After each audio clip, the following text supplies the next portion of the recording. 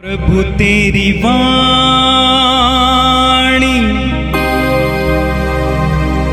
जीवन की रोटी,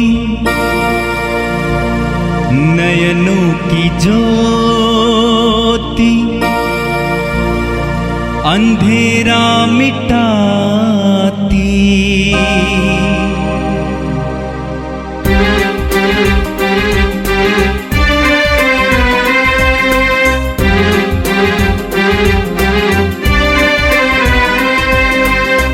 प्रभु तेरी वाणी जीवन की रोटी, नयनों की ज्योति, अंधेरा मिटाती।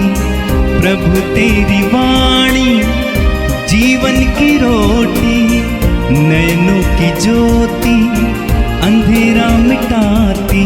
वाणी वाणी वाणी वाणी वाणी पवित्र है, शाश्वत है, जीवन का मन्ना है। 16 अक्टूबर शुक्रवार। पहला पाठ एफेसियों के नाम संत पौलुस का पत्र, अध्याय 1 पद संख्या 11 से 14 तक। हमने सबसे पहले मसीह पर भरोसा रखा था। आप लोगों पर भी पवित्र आत्मा की मुहर लगी है। ईश्वर सब बातों में अपने मन की योजना पूरी करता है। उसके अनुसार उसने निर्धारित किया कि हम यहूदी मसीह द्वारा बुलाए जाएं और हम लोगों के कारण उसकी महिमा की स्तुति हो। हम लोगों ने तो सबसे पहले मसीह पर भरोसा रखा था।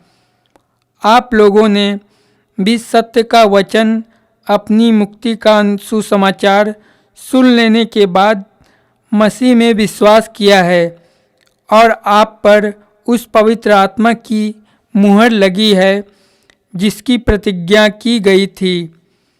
वह हमारी विरासत का आश्वासन है और ईश्वर की प्रजा की मुक्ति की तैयारी, जिससे उसकी महिमा की स्तुति हो। यह प्रभु की वाणी है। संत लूकस के अनुसार पवित्र सुसमाचार, अध्याय 12 वाक्य 1 से 7 तक। उस समय भीड़ इतनी बढ़ गई थी कि लोग एक दूसरे को कुचल रहे थे। यीशु मुख्य रूप से अपने शिष्यों से कहने लगे, फरीसियों के कपट रूपी खमीर से सावधान रहो। ऐसा कुछ भी नहीं है जो प्रकाश में नहीं लाया जाएगा, और ऐसा कुछ भी छिपा हुआ नहीं है जो प्रकट नहीं किया जाएगा। तुमने जो कुछ अंधेरे में कहा है वह उजाले में सुना जाएगा, और तुमने जो कुछ एकांत में फुसफुसाकर कहा है वह पुकार पुकार कर दोहराया जाएगा। मैं तुम अपने मित्रों से कहता हूं, जो लोग शरीर को मार डालते हैं परंतु उसके बाद और कुछ नहीं कर सकते, उनसे नहीं डरो। मैं तुम्हें बताता हूं कि किससे डरना चाहिए। उससे डरो जिसका मारने के बाद नरक में डालने का अधिकार है। हां, मैं तुमसे कहता हूं, उसी से डरो। क्या 2 पैसे में 5 गौरैयें नहीं बिकती? फिर भी ईश्वर उनमें से एक को भी नहीं भुलाता है। हां, तुम्हारे सिर का बाल बाल गिना हुआ है, इसलिए नहीं डरो। तुम बहुतेरी गौरैयों से बढ़कर हो। यह प्रभु का दिव्य सुसमाचार है। ख्रिस्त प्रभु की जय। मेरे प्रिय भाई और बहनों, एक विश्वासी, एक मसीही एक सुंदर फूल की तरह है।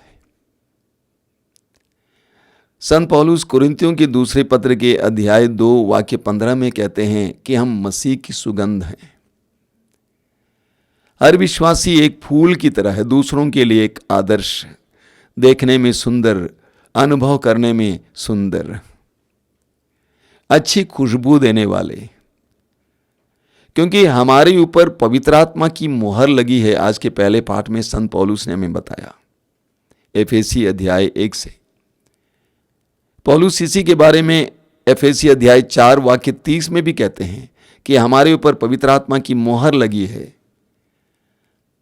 अनंत जीवन के लिए, हम विश्वासी जिस समय यीशु पर विश्वास किए और यीशु को ग्रहण किए, यीशु को अपनाए, और जो लोग मसीही हैं बपतिस्मा ग्रहण किए, उस समय हमारे ऊपर पवित्र आत्मा की मुहर लगी है और हम अलग किए गए हैं। ये अनंत जीवन के लिए चुना गया है। विश्वास के द्वारा हमें पवित्र आत्मा की मुहर लगी है और हम अलग किए गए हैं। इस संसार में हमें यह जानना जरूरी है, हम अलग हैं। संत पेतरुस अपने पहले पत्र की अध्याय 2 वाक्य 9 में करते हैं कि हम अलग हैं। हम एक पवित्र राष्ट्र हैं, हम ईश्वर की चुनी हुई अपनी प्रजा हैं। हम मामूली नहीं हैं, हमारी एक अलग पहचान है। ये अलग पहचान घमंड करने के लिए नहीं है, बल्कि संसार के कल्याण के लिए है। हमारे द्वारा लोगों का उद्धार हो, हमारे द्वारा लोगों के जीवन में स्वाद आए। प्रभु यीशु ने क्या कहा है? प्रभु यीशु ने कहा है मत्ती अध्याय 5 वाक्य 13 में, तुम पृथ्वी के नमक हो, तुम पृथ्वी के नमक हो। संत पौलुस ने आज के पहले पाठ में कुछ इसी तरह की बात कही है कि हम अलग हैं, अलग किए गए हैं। हम पृथ्वी के नमक हैं, पृथ्वी को स्वाद देने वाला, पृथ्वी को सुरक्षित रखने वाला, ये हमारा कर्तव्य है, ये हमारा कर्म है, ये हमें करना है। इसके लिए हम बुलाए गए हैं। उसी अध्याय के मत्ती अध्याय 5 उसके वाक्य 14 में प्रभु कहते हैं, तुम संसार की ज्योति हो, तुमको चमकना है। तो हर विश्वासी को इस सच्चाई को जानना है कि प्रभु ने हमें संसार से अलग किया है, प्रभु ने हमें विशेष रूप से चुना है। जैसा कि यूहन्ना अध्याय 15 उसके वाक्य 16 में कहते हैं, प्रभु मैंने तुम्हें चुना है। यूहन्ना अध्याय 15 उसके वाक्य 18 में प्रभु कहते हैं, मैंने तुमको संसार से अलग किया है ताकि हम संसार के लिए कल्याण का कारण बने, संसार के लिए उद्धार का कारण बने।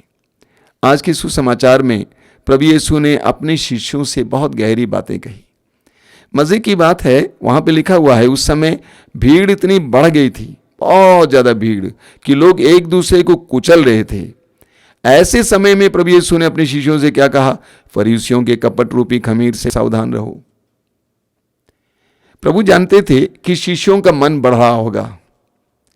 जब भीड़ को देखा तो उनका मन बढ़ा होगा, उनके अंदर घमंड आया होगा, वे अपने आप को बड़े सोचने लगे होंगे कि देखो हम इतने महान हैं, हम इतने महान गुरु के साथ चल रहे हैं।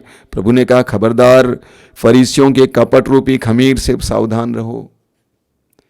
क्योंकि फरीसी लोग अपने आप को बड़े समझते थे, उनके अंदर घमंड था, लोगों के सम्मान और आदर के लिए अपने आप को योग्य समझते थे, लोगों से प्रणाम सुनना चाहते थे, जहां भी जाते थे सामने की सीट पर बैठना चाहते थे। प्रभु ने कहा खबरदार, ये घमंड का खमीर तुम्हारी जिंदगी को बर्बाद ना करें। जब भीड़ बढ़ी तो प्रभु ने अपने शिष्यों को स्पष्ट रूप से बताया, घमंड नहीं आना चाहिए जो फरीसियों में है। आगे प्रभु ने कहा कि कोई भी ऐसी चीज नहीं है जो छिप सकती है, समय आने पर सब खुल जाएगा, सब खुल जाएगा। फरीसी लोग, जैसा कि मैंने कहा एक बार, फरीसी लोग लोगों को दिखाने के लिए एक प्रकार का जीवन जीते थे, लेकिन उनकी सच्चाई, जीवन की सच्चाई कुछ और थी। अंदर आध्यात्मिक नहीं थे, अंदर ईश्वर के प्रति कोई प्रेम नहीं था, कोई समर्पण नहीं था, लेकिन बाहर से दिखाते थे कि हम धर्मी हैं, हम आध्यात्मिक हैं। प्रभु कहते हैं कोई भी हमेशा के लिए कुछ भी छिपा नहीं सकता है, बाहर आएगा। इस सत्य को हर एक व्यक्ति को जानना जरूरी है। अक्सर हम सोचते हैं किसी ने देखा नहीं, देखा है। मैं लोगों से कहा करता हूं, तुम सोचते हो कि किसी ने नहीं देखा, लेकिन सच्चाई यह है जिसको देखना चाहिए उस विधाता ने देख लिया है। हमेशा ये सोचना चाहिए कि प्रभु हमारे साथ हैं, उसने देखा है, उसकी नजरों से कोई नहीं बच सकता है, उसने देखा है, जिसको देखना उसने देख लिया है। इसीलिए प्रभु यीशु ने अपने शिष्यों से कहा कि तुम उनकी तरह नहीं बनना, अंदर कुछ और बाहर कुछ और। आगे प्रभु यीशु ने उनको बताया तुमको डरना नहीं चाहिए। जब तुम ईमानदारी की जिंदगी जियोगे, संसार झेल नहीं पाएगा। संसार तुम्हारे ऊपर आक्रमण करेगा, संसार तुम पर अत्याचार करेगा, लेकिन तुम डरना नहीं है। आगे प्रभु कहते हैं किससे डरना चाहिए? उससे डरना चाहिए। आगे प्रभु कहते हैं मैं तुम्हें बताता हूं कि किससे डरना चाहिए। उससे डरो जिसका मारने के बाद नरक में डालने का अधिकार है। और एक बार प्रभु कहते हैं हां मैं तुमसे कहता हूं उसी से डरो। संसार से मत डरो, लोगों से मत डरो। तुम्हारा जीवन लोगों के डर से नहीं होना चाहिए, बल्कि एक ही व्यक्ति जिससे डरना है, उस ईश्वर से, उस ईश्वर से डरना है। एक विश्वासी के लिए ईश्वर ही एकमात्र व्यक्ति है जिससे वो डरता है, वो संसार से नहीं डरता है। प्रभु यीशु पवित्र आत्मा के द्वारा हर विश्वासी को स्वतंत्र करते हैं। उसके बाद वो संसार से नहीं डरता है, किसी मनुष्य से नहीं डरता है। पूरी तरह से प्रभु के अधीन होकर, पवित्र आत्मा के अधीन होकर वह स्वतंत्र हो जाता है। आप जानते हैं प्रभु यीशु के शिष्य बहुत तुच्छ थे, उनकी पृष्ठभूमि बहुत तुच्छ थी। मछुए, पापी, चुंगी लेने वाले, जो समाज के सामने पापी ठहराते थे, ऐसे लोगों से प्रभु बोल रहे हैं, कमजोर लोगों से प्रभु बोल रहे हैं। प्रभु कहते हैं डरना नहीं। मैं सोचता हूं आज भी प्रभु हम में से हर एक से यही बोलते हैं, तुम्हें डरना नहीं चाहिए। आगे प्रभु क्या कहते हैं, देखिए क्या प्रभु कहते हैं, क्या 2 पैसे में 5 गौरैया नहीं बिकती हैं? यानी चिड़िए इतने सस्ते हैं, लेकिन ईश्वर उनमें से किसी को भी नहीं बुलाता है। अगर वो चिड़िया जिसकी कोई कीमत नहीं है उसे प्रभु नहीं भूल सकते हैं, तो तुम्हें कैसे भूल सकता है? नहीं भूल सकता है। ईश्वर तुम्हें नहीं भूल सकता है। तुम कीमती हो, तुम ईश्वर के प्रतिरूप हो, तुम महत्वपूर्ण हो। प्रभु अपने वचन में कहते हैं 66 अध्याय 43 उसके वाक्य 4 में, मैं तुमसे प्रेम करता हूं, तुम मेरी दृष्टि में मूल्यवान हो, तुम मेरी दृष्टि में मूल्यवान हो। इस्यास अध्याय 49 उसके वाक्य 15 में प्रभु कहते हैं एक स्त्री अपने दूध में बच्चे को बुला सकती, लेकिन मैं तुम्हें नहीं बुला सकता, क्योंकि तुम सदा मेरी आंखों के सामने रहते हो। हर विश्वासी को अपनी कीमत जाननी है कि मैं प्रभु की दृष्टि में मूल्यवान हूं। इसीलिए किसी से नहीं डरना है, सिर्फ प्रभु से डरना है। अगर आपके अंदर डर है, उसको दोहराना कि प्रभु ही मेरा सब कुछ है, प्रभु मुझे न्याय दिलाएगा। केवल प्रभु से डरना है। मेरे प्रिय भाई और बहनों, हमें अपनी बुलाहट को पहचाननी है, हमें अपनी कीमत को पहचाननी है। हम महत्वपूर्ण हैं, हम कीमती हैं। जितना आप अपने को महत्वपूर्ण समझेंगे प्रभु की दृष्टि में, उतना आप उस प्रभु के सामर्थ्य और धैर्य का एहसास करेंगे। मैं मामूली नहीं हूं, प्रभु मुझे देखते हैं, मैं हर समय प्रभु की दृष्टि में हूं। एक ऐसा विश्वास लाना अपने में। आंखें बंद कीजिए, अपने जीवन को प्रभु को समर्पित कीजिए। मैं जानता हूं कि आपके अंदर बहुत चिंताएं हैं, फिक्र हैं, आशंकाएं हैं। यीशु को समर्पित कीजिए, प्रभु के वचनों को याद कीजिए। प्रभु कहते हैं उन चिड़ियों को याद करो जिसकी कोई कीमत नहीं है। अगर तुम्हारा स्वर्गीय पिता उसका ख्याल करता है, तो क्या तुम्हारा ख्याल नहीं करेगा? समर्पित कीजिए। भावुकता के स्तर पर, भावना के स्तर पर आज प्रेमी पिता से बात करना, आज पूरे दिन में बात करना कि दयालु अब्बा, मैं विश्वास करता हूं, मैं विश्वास करती हूं कि मैं तेरी दृष्टि में मूल्यवान हूं। तू मेरा ख्याल करता है, तू मुझे छोड़ नहीं सकता है, तू मेरे हृदय की एक एक बात को जानता है, तू मेरे हृदय की ईमानदारी को जानता है। दयालु पिता, मैं अपने जीवन को तेरे हाथ में सौंप देती हूं, सौंप देता हूं। समर्पित कीजिए। प्रभु आपको प्यार करते हैं, प्रभु आपका ख्याल करते हैं। देखिए संत पेतरुस क्या कहते हैं। पेतरुस कहते हैं आप अपनी सारी चिंताएं उस पर छोड़ दें, क्योंकि वह आपकी सुधि लेता है, वह आपकी सुधि लेता है। मेरे भाई मेरी बहन, वह आपकी सुधि लेता है, वह आपका ख्याल करता है, आपके बारे में सोचता है। प्रभु यीशु इन वचनों को सुनने वाले एक एक भाई बहन को आशीर्वाद दीजिए। आज के दिन उनको स्वर्गीय पिता के प्रेम का एहसास करने की कृपा दीजिए। वे जहाँ कहीं भी जाएं, जो कुछ करें, उन सब जगह तेरा संरक्षण, तेरी उपस्थिति वे महसूस कर सकें, तेरे प्रेम का वे एहसास कर सकें। आमीन। प्रभु तेरी वाणी जीवन की रोटी, नयनों की ज्योति अंधेरा मिटाती। वाणी वाणी वाणी वाणी वाणी पवित्र है, शाश्वत है, जीवन का मन्ना है।